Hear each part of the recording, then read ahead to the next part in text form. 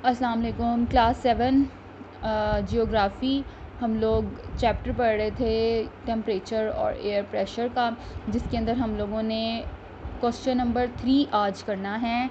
This is question number 3, elaborate the factors which change temperature. ये हम लोगों ने लास्ट टाइम रीडिंग भी की थी कि वो कौन सी ऐसी चीज़ें हैं जिसकी वजह से टेम्परेचर कम या ज़्यादा होता है। एक दफ़ा इसको देख लेते हैं। मैंने आपको उस दिन पढ़ा भी दिया था, आपको रिवाइज़ हो जाएगा, आपके लिए आसानी भी हो जाएगी। ठीक है, आपका काम आज ज़्यादा नहीं है, छोटा सा काम है। सिर्फ ये क्वेश्चन नंबर 3 आपने ये लिखना है अपनी नीट कॉपीज़ के ऊपर और इसको याद करना है। ठीक है, इसको एक दफ़ा पढ़ लेते हैं। थोड़ा लंबा है, मुश्किल लगे, कोई चीज़ समझ ना आए तो पूछ लीजिएगा।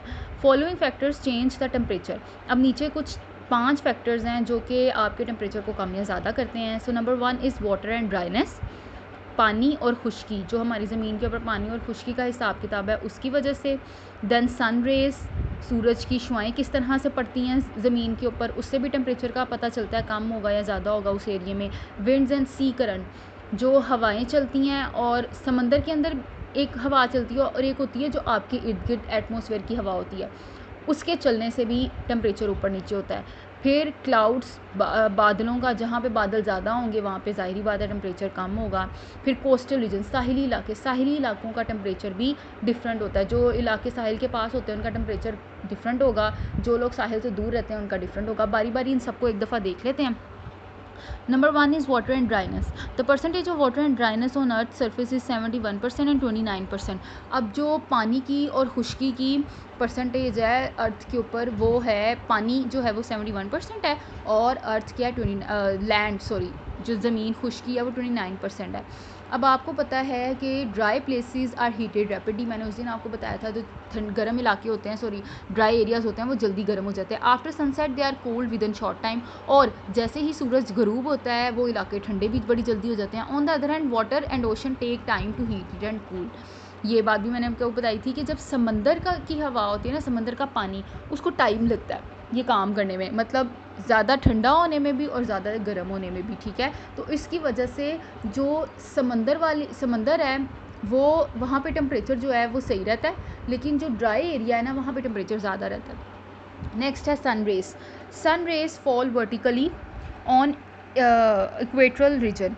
अब जो आपके पास सूरज की रोशनियाँ हैं, दो हमारी अर्थ की दो तरह हैं, एक इक्वेटर्स होती हैं और पोलर्स होते हैं। हमने चीज़ डिस्कस की हुई है। इक्वेटर्स के ऊपर जो है जो वो सूरज की रोशनी है वो बिल्कुल सीधी पड़ती है। ठीक है, तो जब सीधी पड़ेगी तो आपके पास वहाँ पे टेम्परेचर क्या होगा, ज़्यादा होगा। That is why this region के बिकम्स मोर हीट, इसीलिए वहाँ पे गर्मी भी ज़्यादा होती है। फिर उसके बाद है sun rays fall in curve manner in polar reason.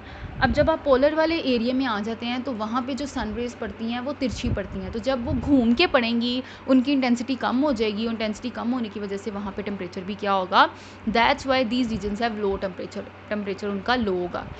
Then आ जाता है विंड एंड सी करंट। जब आप लहरों की बात करते हैं, हवाओं की लहरों की बात करें, जिस समंदर की लहरों की बात करें, wind flow from hot to cold and from cold to hot region. हवा का एक काम होता है, पहले वो गर्म से ठंडे की तरफ जाती है, फिर वो ठंडे से गर्म की तरफ आती है, इलाकों की तरफ। ठीक है, due to this the temperature also changes. जब हवा इस तरह से मूव करती है, पहले गर्म से ठंडे की तरफ जाएगी तो ठंडा इलाका क्या हो जाएगा, गर्म। जब ठंडी हवा मूव करेगी गर्म इलाके की तरफ तो गर्म इलाका ठंडा होना शुरू हो जाएगा। तो हवा ऐसे मूव करती है, बिल्कुल इसी तरह जो समंदर की लहरें हैं वो भी ऐसे ही करती हैं। Sea current also flow from hot to cold and from cold to hot regions. In this way sea currents change the temperature, इसीलिए समंदर का टेम्परेचर भी बदलता रहता है। Clouds reduce the temperature, therefore the cloudy areas have low temperature. अब जब सूरज के आगे बादल आ जाएंगे तो आप बताएं वहाँ पे सूरज की रोशनी जो है, रेज जो है वो ज़्यादा गर्म इंटेंसिटी से पड़ेंगी कि कम इंटेंसिटी से। ज़ाहिरी बात है बादल होने की वजह से एक शील्ड आ जाएगा और शील्ड जो है वो फिर धूप की शुआओं को रोकेगा और उन इलाकों में क्या होगा, टेम्परेचर कम होगा। Then coastal region do not become hot even if they are near equator. It is due to sea breeze.